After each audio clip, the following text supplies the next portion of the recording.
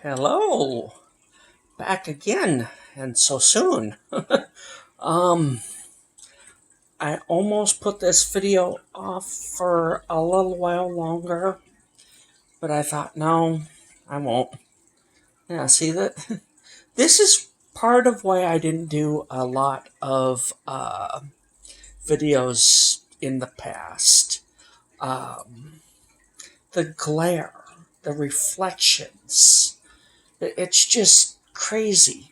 You can see the little dog in the background. That's a reflection. Kind of like my legs, but for some reason it's clearer. Um, yeah, it's just, you got to keep your place clean because you never know what's going to come out in the reflections. Um, I've got a rule: be completely dressed when making a video, or at least decent. uh, because of the reflections, you never know when you're going to get a reflection. And, make sure that that can't happen. There will be no reflections of, you know, laundry piles and garbage that's going to embarrass you because you never know. Like the little dog over there. You never know what's going to come through in the reflection. But anyway, um, I can do that. I can keep this place clean. Um, so, this is the video is not getting away from plants and moving to fish. Quite the contrary.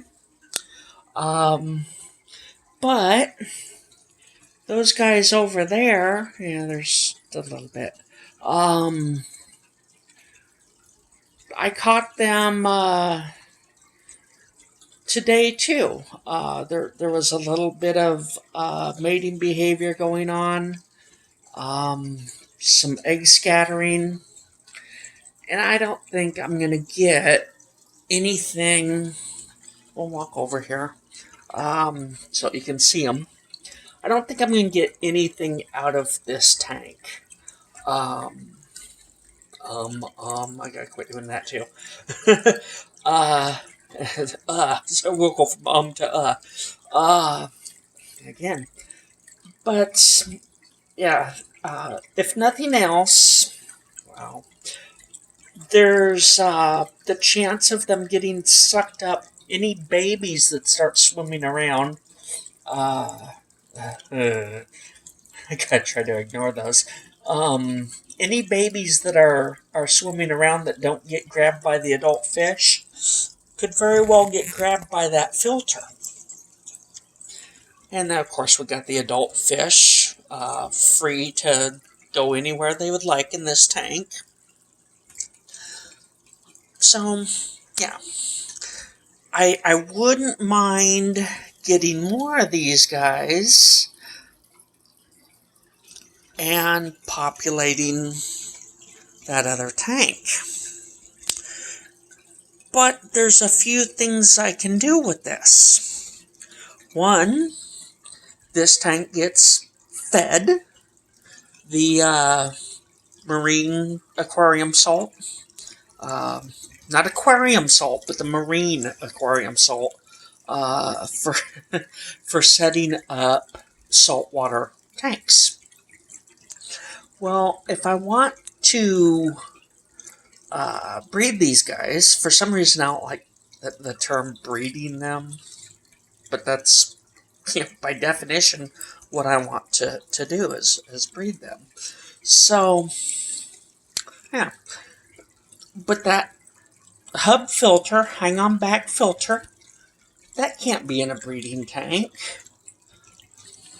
Parents running around freely, that can, but they'll eat any eggs or babies they can find.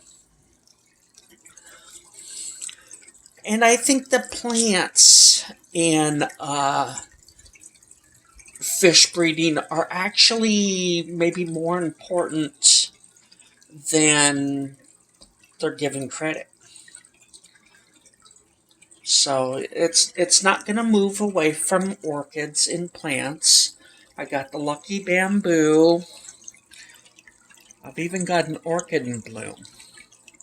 Okay, it's not my blooms, but it's in bloom. It's an orchid in bloom. Got 4 blooms open. The newest one has cracked, so it won't be long. And 2, 3, maybe even 4 more. Well, no, there is 4 more blooms. And I don't know if that 5th, was I in focus? I was looking over the phone at the buds themselves. So it looks like 4 more buds, maybe 5 more buds, or an extension, one of the two.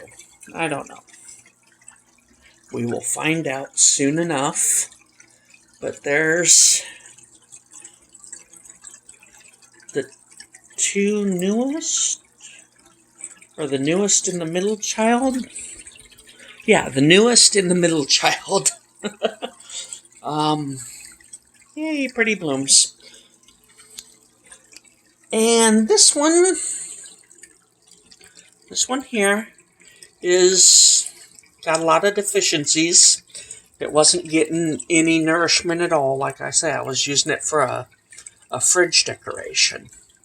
Well, it's back in the water. Don't have any roots down there yet, but it's back in the water to root.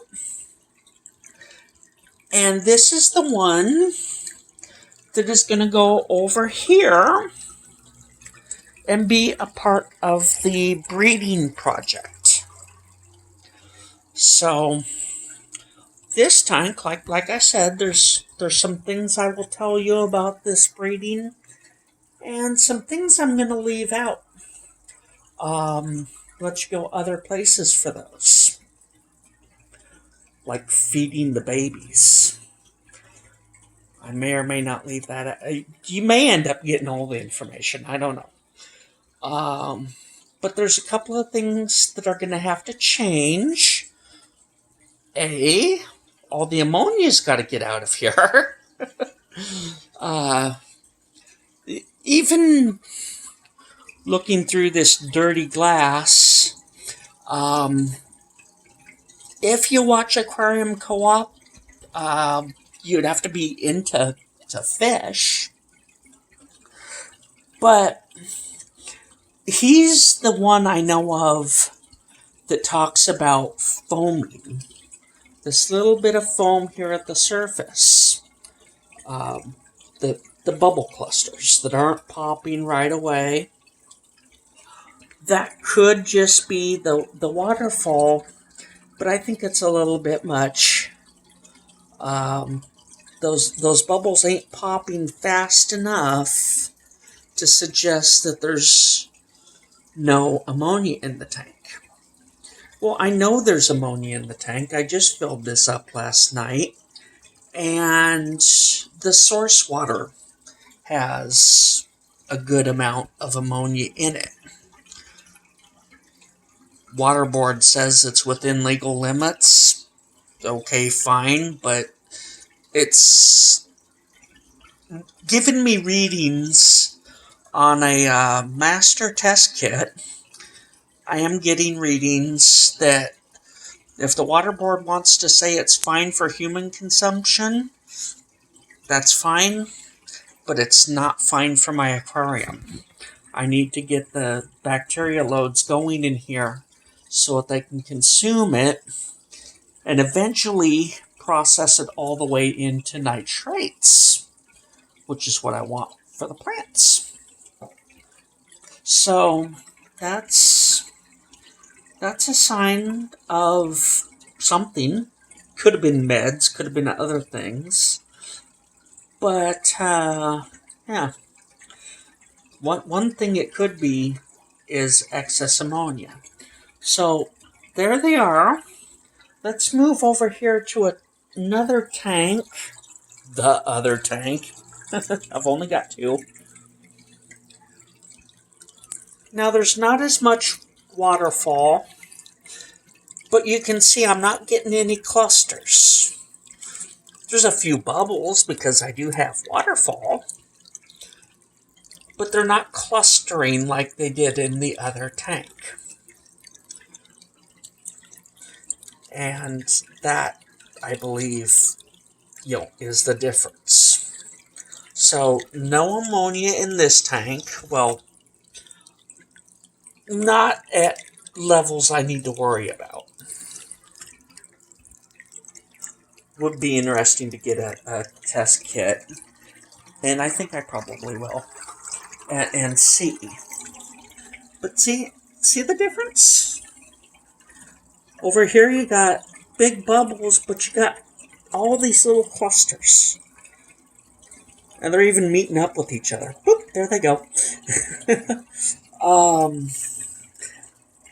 I don't know that with, just these little amounts of bubbles like this, I don't know if that would max out in a master test kit, go all the way to dark green off the charts. I think this level of bubbling might take it about halfway, though. 2, 3. It's been so long since I've actually looked at the card that gives you the amounts. I just look at the color. The lighter the color, the better. In the case of ammonia, when you start seeing green instead of just yellow, that's when you worry about it. That's when you worry about it. Yeah, I haven't even used those kits in a while. I'm pretty sure that the next one is blue, and then the one after that is like blue or yellow again. I'm not sure. I look at things like this, and I go, oh, okay, there must be ammonia in the tank because I'm not medicating, so that must be ammonia. I don't want that sign. That's kind of how I do it. Or I look at the fish, and is there pink behind the pectoral fins? Is that vibrant and inflamed coloration, or does it look normal? Things like that. But those little tricks, they save me some money. So, yeah. But anyway, I just said, by that old filter, it's just got a whole lot of salt creep. I wiped it down. What came off, what didn't come off. It all turns black when it's wet, but then when it dries, whatever's still there shows up again. But I'll work on that, I guess, for presentation. I should have had it all wet so that you didn't see it. It would all look pretty and black for the most part. But this is going to come out. When it's done its job, it's, getting that sponge. See, there's not even a sponge over here. There's a sponge over here. And when that gets nice and populated, I'll probably most likely attach it to some lucky bamboo, and it'll be like that one over there. Something to hide behind, Plus, there's the bacteria that colonites in it. But this is going to get removed because I don't want it sucking up the fry when they hatch, or sucking up an egg. What an egg tumbler, huh? So, before the fish go in here to reproduce, this is going to come out. The sponge will probably find its way into the tank, because of all the beneficial bacteria that'll be growing on it. But the filter itself has got to come out. The other thing is this bubbling bridge. I'll come down here.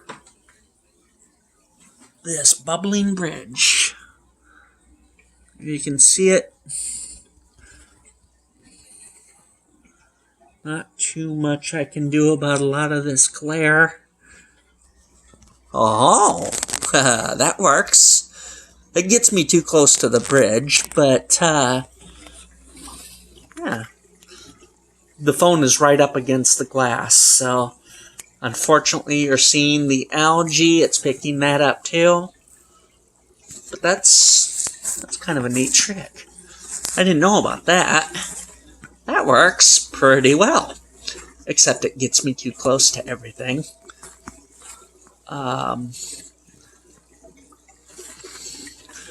Yeah, you can just kind of work your way around. Kind of like working your way around with an algae scrubber. Anyway, this is fun, but so much glare comes back. Okay. These bubbles here, we'll just focus on the bubbles. Press the phone up against the glass to reduce the glare. Eliminate the glare. Those bubbles may or may not be a little extreme. Ideally, the fish will be down here in the gravel, but I don't know. Somebody suggested that if the babies get caught up in those bubbles, that it can kill them. There might be some truth to that. I have noticed sometimes a butterfly will be flying across the road when a car goes by. If it hits the windshield and goes ka-splat, then yes, it dies. But they don't always do that. Sometimes they're just high enough to go over the top of the car. And when that happens, all kinds of wind turbulence, which kind of the same theory I think is in mind. But all that wind turbulence, they don't even touch the car necessarily, but they go tumbling over it, and then they'll fall and die. I'm not sure if it's a heart attack or, but it's something about all that turbulence tumbling over the car. And like I said, they don't even touch the car. If a wing gets ripped off because it, catches part of the car, maybe a rack on top or something, that wouldn't kill it. You can go rip the wings off butterflies, and they won't be fine. But that in itself wouldn't kill them. It's that wind turbulence, I guess. I don't know if it just gives them a heart attack or what, but they'll go tumbling over the car, and then they'll fall to the ground and die. And that can be good for butterfly collectors. They can just go walking down the road, maybe a monarch migration or something, and they can just walk along the road and pick up the ones that didn't get splattered on the windshield, but got close enough to the vehicle to be killed. And you can collect a bunch of butterflies that way. Probably not, the best way. If there's a lot, then, you can get yourself some specimens. But, yeah. It does happen with butterflies getting too close to a vehicle. So if fish get too close to these bubbles, could it have the same effect? I'm thinking that's likely. I'm thinking it's likely that could, in fact, happen, that they get caught up in the bubbles. And if the fry is young enough, that could kill it. So, I need a flow restriction device on the air tubing, which, okay, you've seen the bubbles, you've seen how strong they are. So, with the assistance of the bed frame, we'll get up. Here's the tubing. Couple of points to be made here, I guess. One, I can put a restrictor, a flow restrictor on the tubing and restrict flow so I don't have as strong of bubbles coming out.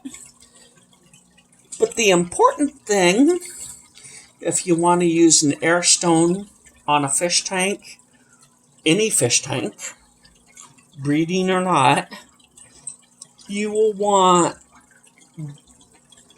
the other end of the hose, which there it's going up over there. But this comes out, and it goes down, down, down, down, and it doesn't go all the way to the floor in this case, because it loops back up. It goes up, up, up, up, up, up, up, all the way up. Oh, there's a nasty area. Up, up, and it goes up there to the top, and it goes to the pump, which is sitting behind the TV. Well, it's sitting behind the TV to get it above the water line. So see, there's the top of the dresser with the cable box. But then you come down. Yeah, the dresser is taller than the aquarium. That prevents siphoning, because if the pump stayed down there on the floor like it started, before I thought about it, and let's say the power goes out, there is nothing to stop the water coming up the hose on the inside, being siphoned out, down, and then leaking out down at the pump all over the floor. And you come home to an empty aquarium. But if it goes back up, as long as that stays attached to the pump up there, and the tubing doesn't fall off and fall onto the floor, which could start the same thing again, but as long as it stays attached, then it can't, because even if the power goes out and it starts siphoning, it goes down there, and the siphon is broken because this end is above the tank. So that might save your floors without being overly paranoid. And you could put like a different, stop and think, a one-way valve. So the air can go through, but the water can't go back the other way. You could do that too. But this seems safer to me, provided that the hose stays up above and attached to the air pump. I don't see why it wouldn't. There's other things I could do. I could take some string and I could tie it so that even if it comes unattached, it doesn't fall down. But that, I think, is paranoia. And, if you want to be paranoid about it, do something like that. Go ahead. Houses are expensive. You don't want the foundation rotting away because your fish tank leaks. So if you want to go above, do everything you can to make sure that it can't happen, even if the cat plays with the tubing, it ain't going to happen, go ahead. It's worth doing. In my case, I think this should be sufficient. So the flow will be turned down. That will be removed. And eventually, the breeding cages I talked about. But I'm not there yet. Um, I'm not bothering. I mean, I could take that sponge from the other tank and I could put it all over here. Not gonna bother. I'm just gonna take my time and do this as if I didn't have a shortcut. Why not? Why not? I can do that, so I will. And like I say, there's some other things that are gonna happen. One of which is it's not in the plans to feed this tank. The marine salt may be too much for the babies or too much for the eggs, causing, you know, you might get breeding and everything. Like I've got breeding behavior over here. I got males chasing females, and I'm pretty sure I even had some egg scattering. But the salt may be enough to prevent the eggs from ever hatching. So I'm not going to feed this tank. I am going to put that piece of bamboo in. And I do want another orchid. I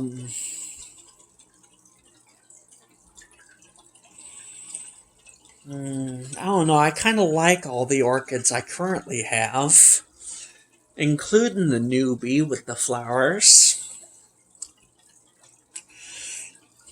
I think I'm going to use the excuse to get another orchid. And have Lucky Bamboo and Orchid doing the same thing. And as what we will find out, is the salt doing anything? Or am I just wasting my time? It's very small amounts. So is it actually doing anything? Or am I wasting my time? You know, could the plants carry on doing what they're doing without it? Without that little bit of salt added?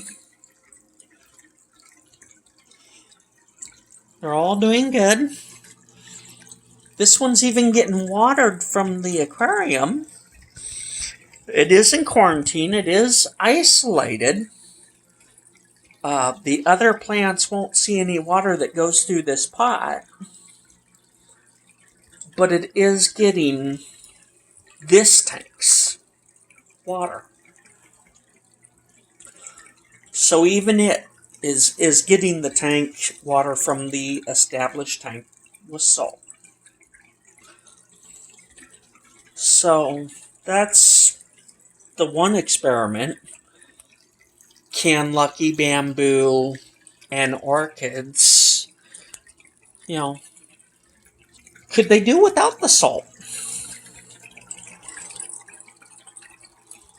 We'll find out, because I'll have some over here. Well, at least one to start with. And we'll find out. Now, if I come to the conclusion that, I can't get any breeding without the salt, well, then I'll have to add the salt to get the fish to breed again. But I don't think so. I don't think so. I've bred fish in this water, not this water. This water just went in yesterday. But the water that the town supplies, I've bred fish in this water without salt. I mean, the salt idea came just a few years ago when I'd set up my first saltwater aquarium and all the houseplants started doing better. So I'm thinking that, yeah, the plants on the table, using that aquarium, will do better ultimately than the plants in this tank. But I also think it's going to take a while. Why is it going to take a while? Well, now I'm kind of glad that I didn't. The salt creep. Salt creep all over that filter. Here's some more. Remember, this was the tank that all this lucky bamboo was in. And most of the orchids were getting watered with the salt that came through or went into this tank.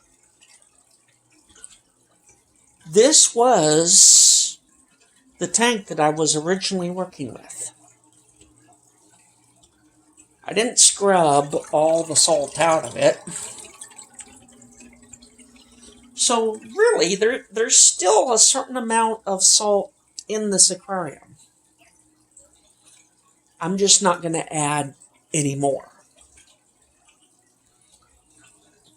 So when everything is used up, and it's going to take a while because, this salt creep is going to be brushed off with the toothbrush that's used in that tank. So we may or may not see a difference. I'm thinking eventually this tank's not going to do as well as that one. Eventually. But we'll see. Long project. Long, very, probably years. But then eventually the plants might start slowing up and we'll know all the salt is out of this system. Or maybe they won't start slowing up. Maybe you won't be able to tell because the salt's not really doing anything. Or maybe the salt is doing more harm than good. I don't see much harm. The cold damage, but other than that, I don't see much harm.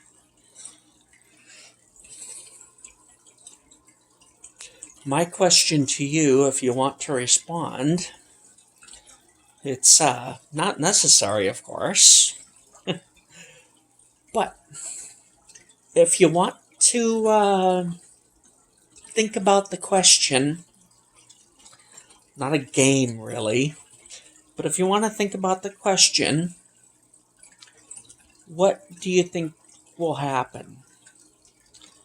Do you think the plants won't do as well in this system over here? Do you think they'll do okay for a while?